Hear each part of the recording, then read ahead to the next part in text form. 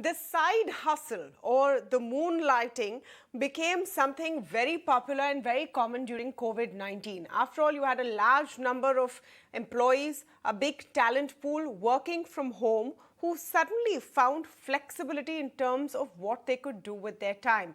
Essentially, it gave people the opportunity to find the way to make a second income. But companies so far have wanted to discourage this trend. Swiggy made an announcement this week which could be going in the opposite direction, and it's quite an interesting trend. Now, in a first of its kind, Swiggy introduced its new moonlighting policy, which will essentially mean employees can now take up side gigs or a second job or an activity outside normal business hours and on weekends. Now, this could either be pro bono, they want to work with an NGO, etc., or something with which they also make an additional income. Will others do this? How will you really monitor this? And is this the future of work? Is truly the big question, where more and more employees, more and more individuals are understanding that their entire life's movement and income cannot be dependent on their salary from one company. They have to widen the base, so to speak, and hedge their bets in an uncertain economy. To speak on this, I'm joined today by K Ganesh. She is a promoter, BigBasket, Portea Medical, HomeLane. Rituparna Chakraborty, co-founder and executive vice president, TeamLease, is with me on the show. Siddharth, founding partner, 314 Capital, is speaking with me today, as is Sashi Kumar, MD of Indeed India.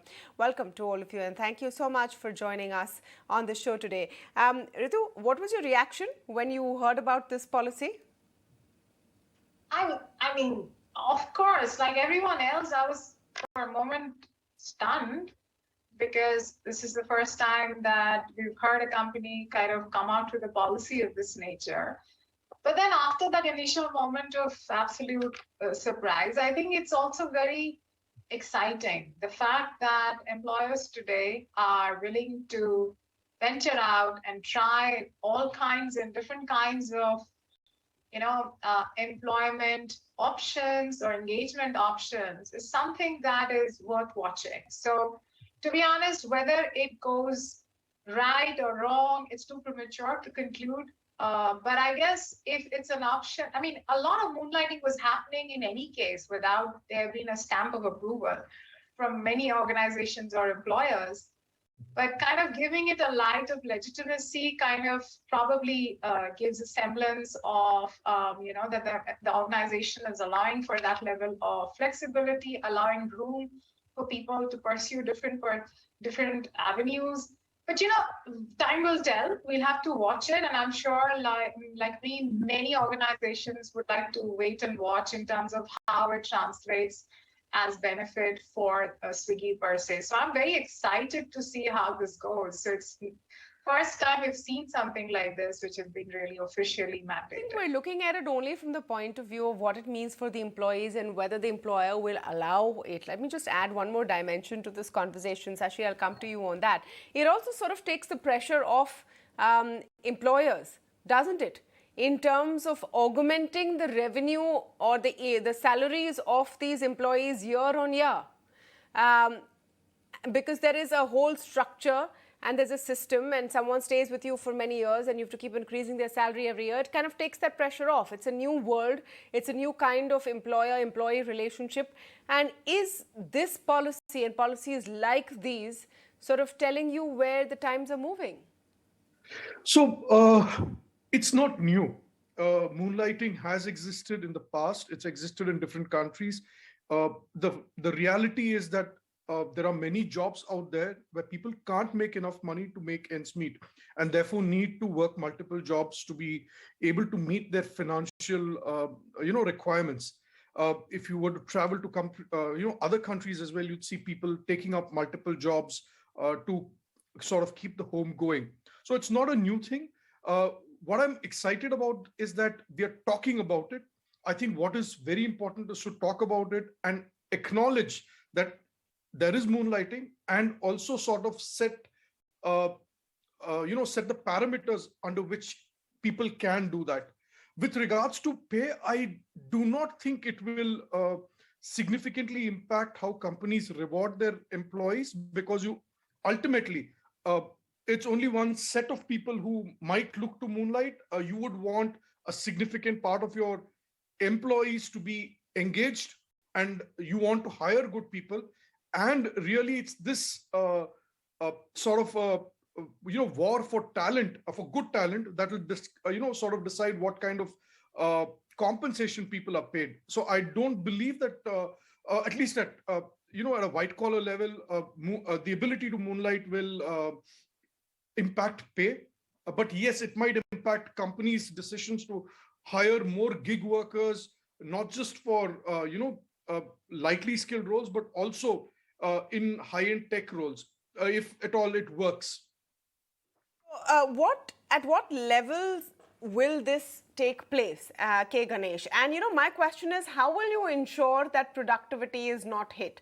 I mean, when I looked at what this particular company wants to do, they're saying you have to do it in your out of work hours. You have to ensure that your daily work is not, hit. It will be case by case. Will ensure there's no conflict of interest. So there are a lot of ring fencing and conditionality attached. But is this all easy to actually track and calculate, especially the productivity part?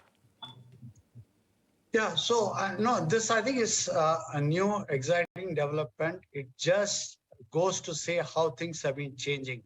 The way I see these announcements or similar things that companies will do, it's really a confluence of three things. One, during the pandemic, we saw the great resignation, post-pandemic, the entire movement where people started saying, I'm looking for not just a job and income and salary. Life is a lot more about that.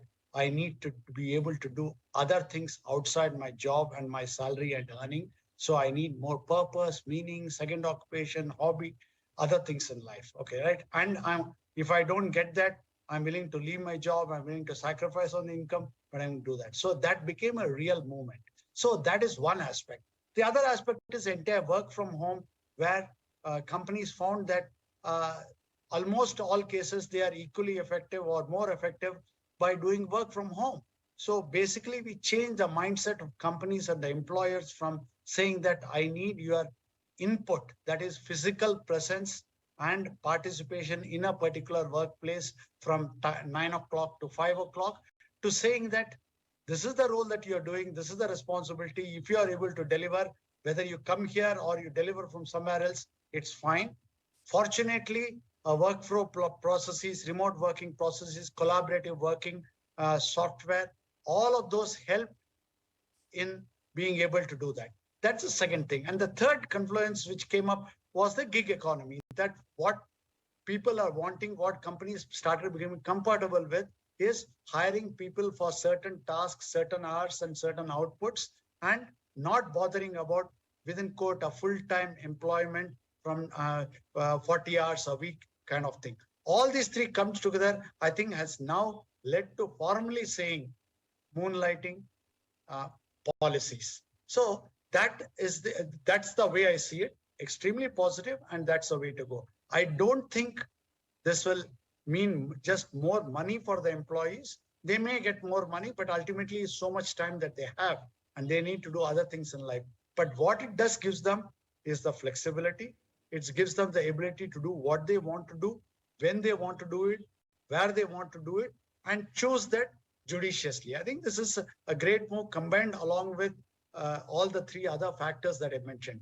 Obviously, systems and processes will evolve over a period of time, including laws, including the way that you monitor, including the way to do it. But I think we are gone far ahead now from the time when we evaluated, rewarded people on inputs in terms of number of hours given, and we are more particular about what is their contribution and output and how does it mean to me. It also helps companies to optimize and choose judiciously whom to hire for how long to hire.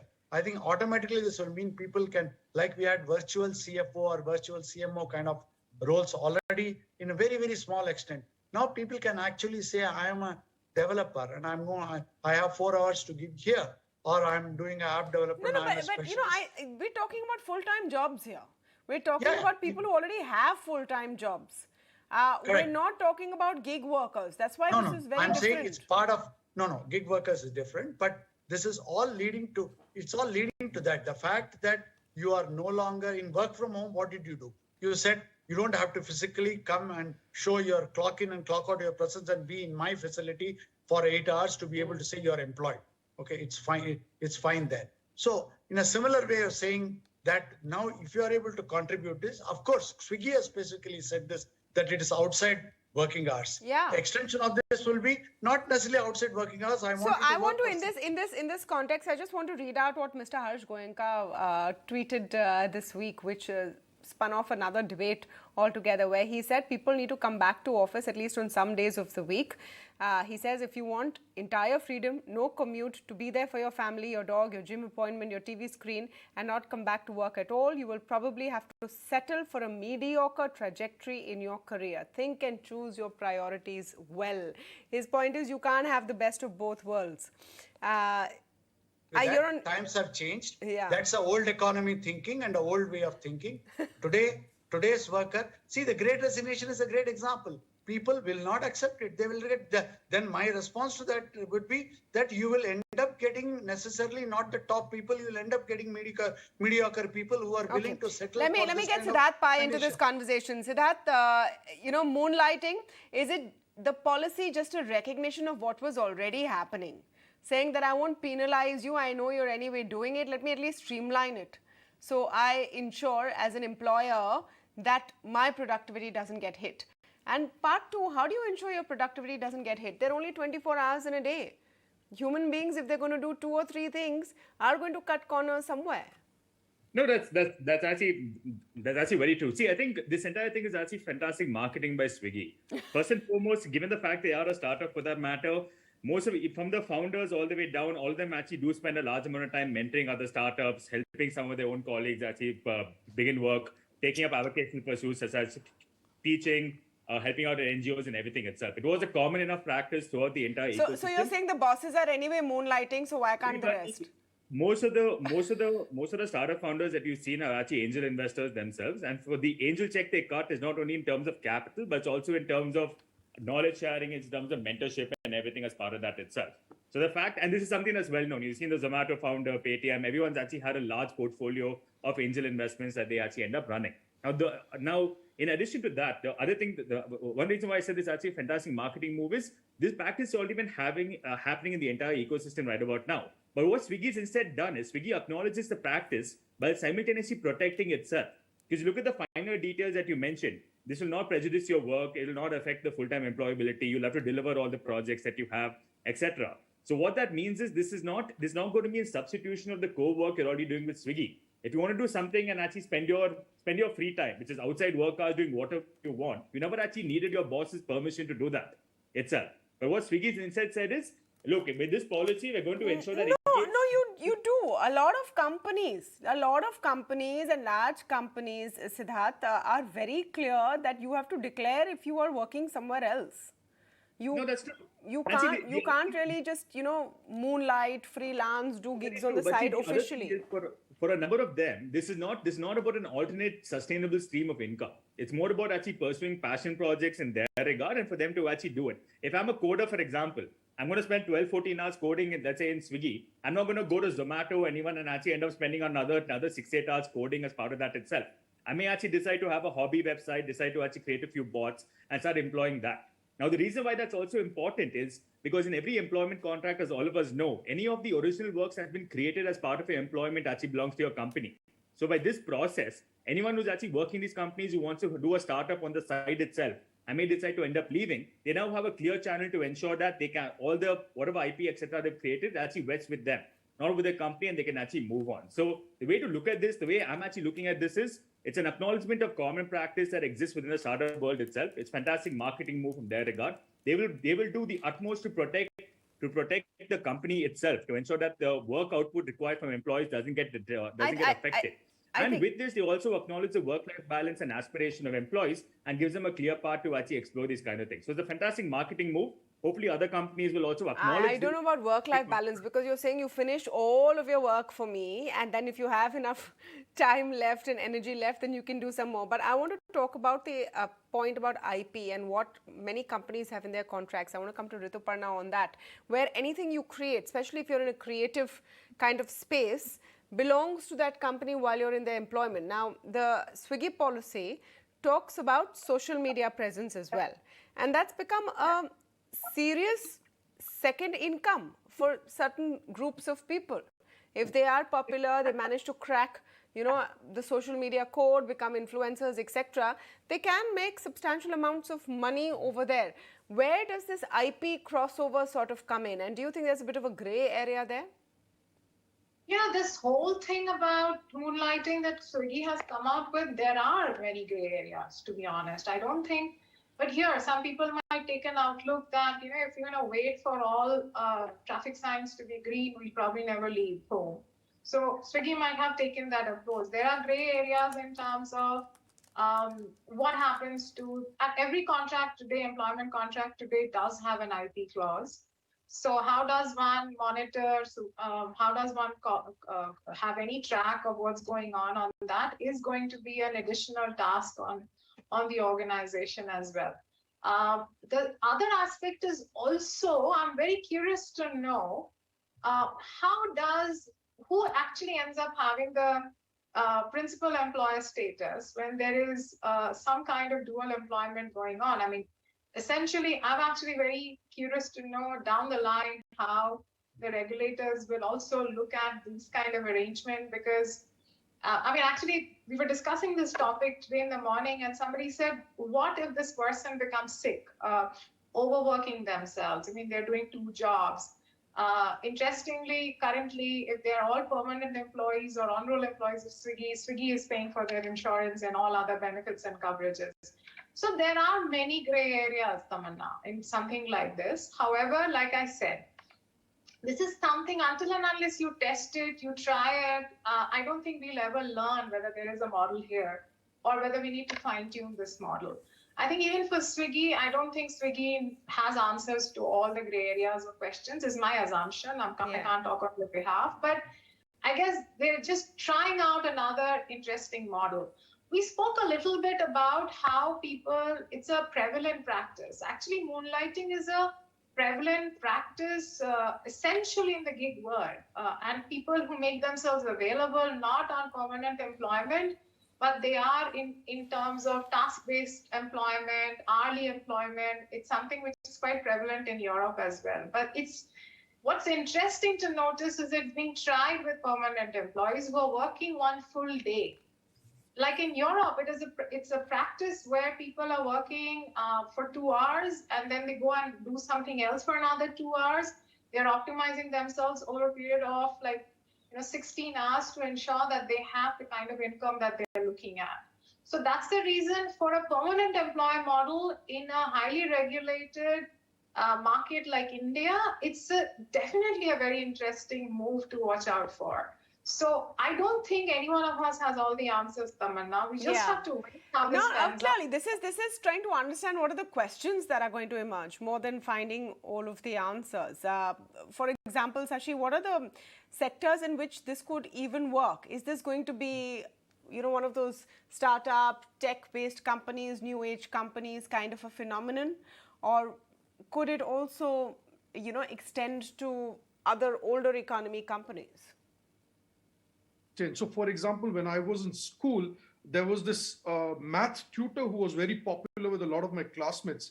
He had a full-time job and he would teach children math over the weekend, take tuition classes over the weekend. So it's not that, so when we imagine taking up two jobs, it's not necessarily having to do both of it on the same day. It could also be doing something over the weekend. So I think if we were to look at it in that... No, but was his full-time job as a teacher?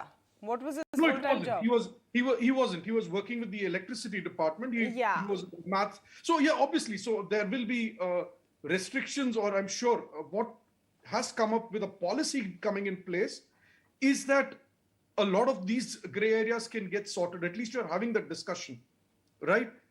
So yes. So we will be. I think we can see we are already seeing a lot of that in different places in traditional work as well. It's only that we don't talk about it in this term, like, call it moonlighting, we don't call it gig, etc. But it is happening. Education is one. There are a lot of people who've taken up other, people who work in accounts, for example, maybe if they're a chartered accountant, possibly help some other people do their auditing work towards, towards when income tax is due. So it's not that it's not happening. I think it is happening. It's not. What technology does is it makes it more easier to do. So that's what's happened. And two, like you said, there are a lot of gray areas, but those gray areas will be grayer if you don't have a policy around it. Yeah. So regardless of the motive that Swiggy has. So just to get some clarity, Siddharth, let me come to you on this.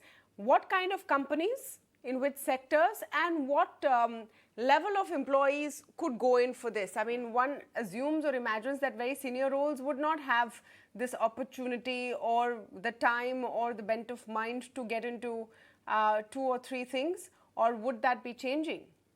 No, that's actually changing, because see, one of the most important aspects, especially for the CXOs and the key employees of these larger organizations, is to actually give back to the ecosystem itself. So they more often than not actually become mentors. They actually go and do smaller sessions. They help them with more technical nature of the work that they actually end up doing. Now, the most of the side gigs that these people have, or any other avocational pursuits, the stream of income over that may not actually be that large to supplement the stream of income coming from Swiggy as part of that itself. That's something I think all of us should actually end up acknowledging, because any employer for that matter will ensure that they can actually extract the maximum amount of value for you for the money they end up actually paying you.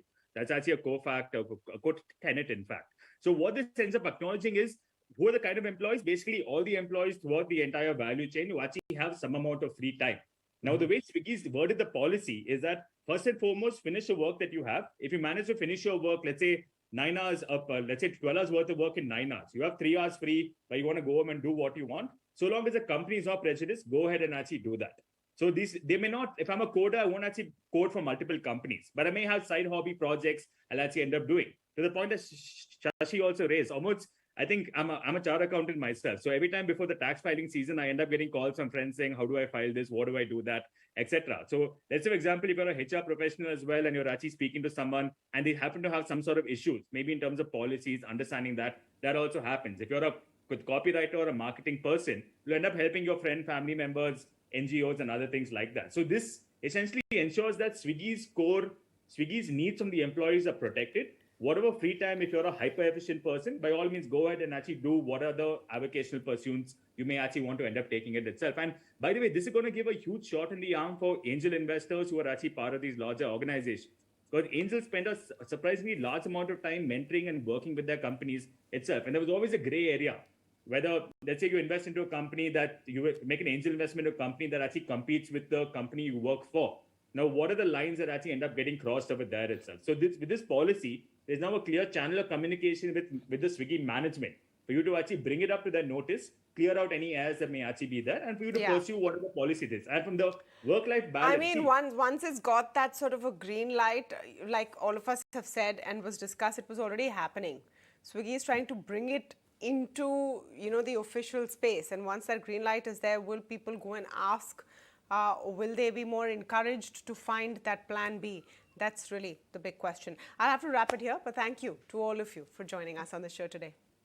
Thank you. Thank you so much.